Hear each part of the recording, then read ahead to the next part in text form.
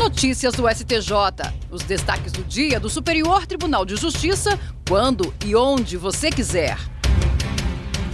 Olá, esse é o boletim com alguns destaques do STJ.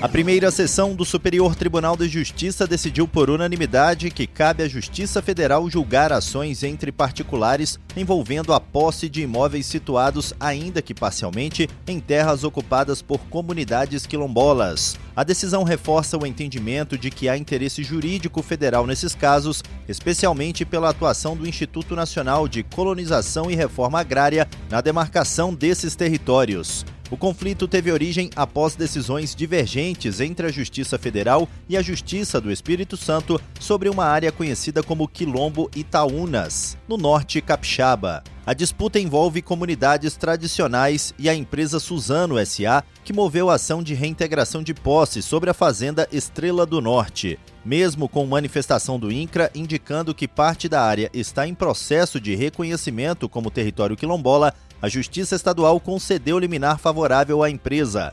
Paralelamente, o Ministério Público Federal ingressou com ação civil pública questionando a validade dos títulos de propriedade da área.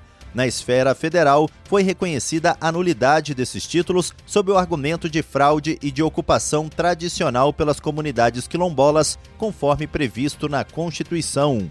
Diante do risco de dano irreparável, o STJ já havia suspendido a desocupação em decisão liminar anterior. O relator do caso destacou que a controvérsia vai além de disputa de propriedade envolvendo direitos territoriais de comunidades tradicionais. Ele também ressaltou a existência de decisões conflitantes e a participação de órgãos federais como fatores determinantes para fixar a competência da Justiça Federal. Apesar de a reunião dos processos não ser mais possível, a decisão determina que a ação possessória seja encaminhada à Justiça Federal, que deve decidir sobre o andamento ou eventual suspensão. A segunda sessão do Superior Tribunal de Justiça afetou 3 recursos especiais para julgamento sob o rito dos repetitivos, com o objetivo de uniformizar o entendimento sobre a rescisão de contratos de compra e venda de imóveis com alienação fiduciária não registrada em cartório. A questão foi cadastrada como tema 1420. A controvérsia jurídica gira em torno de qual legislação deve ser aplicada nesses casos. A Lei 9.514, de 1997, que trata do sistema de financiamento imobiliário, ou o Código de Defesa do Consumidor. A relatora, ministra Nancy Andrighi, destacou que o STJ já analisou a matéria em diversas ocasiões, inclusive recentemente, mas ainda não consolidou uma posição uniforme. Segundo ela, o elevado número de processos sobre o assunto reforça a necessidade de fixação de uma tese vinculante.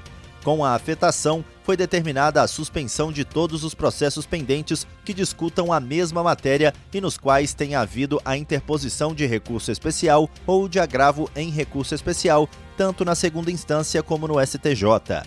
A ministra lembrou que no tema 1095, o STJ já decidiu que contratos com alienação fiduciária devidamente registrados devem seguir a Lei 9.514, de 1997, em caso de inadimplência, afastando a aplicação do CDC. No entanto, permanece a dúvida sobre os contratos não registrados, lacuna que agora será enfrentada pela Corte.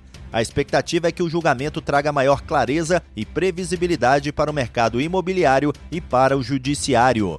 O rito dos repetitivos, previsto no Código de Processo Civil, permite que o STJ estabeleça uma tese jurídica aplicável a múltiplos processos semelhantes, promovendo celeridade e segurança jurídica nas decisões.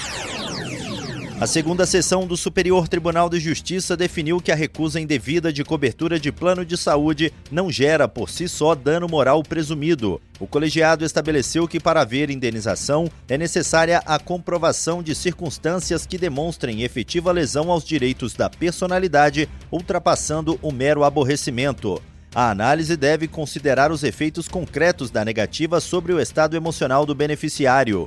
O entendimento foi firmado em julgamento do tema 1365 sob o rito dos recursos repetitivos. Com a fixação da tese, a orientação passa a ser obrigatória para todos os tribunais do país na análise de casos semelhantes. Agora, os processos que estavam suspensos à espera do precedente podem voltar a tramitar.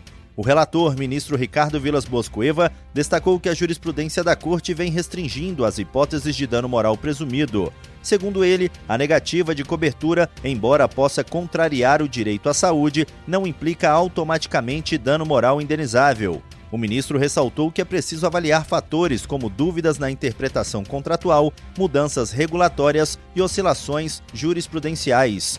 De acordo com o relator, situações mais graves continuam aptas a gerar indenização. Entre elas estão a recusa em casos de urgência ou emergência, o cancelamento indevido do plano e a negativa de procedimento claramente previsto em contrato. Ele também apontou que a comprovação de sofrimento relevante ou risco à vida pode justificar a reparação. Por fim, o ministro concluiu que a falta de elementos adicionais que evidenciem abalo significativo impede o reconhecimento automático do dano moral, cabendo ao julgador examinar as particularidades de cada caso. E esse foi o Notícias do STJ de hoje. Para ouvir mais, acesse o Spotify ou o SoundCloud do STJ. Tchau, tchau. Notícias do STJ, uma produção da Secretaria de Comunicação Social do Superior Tribunal de Justiça.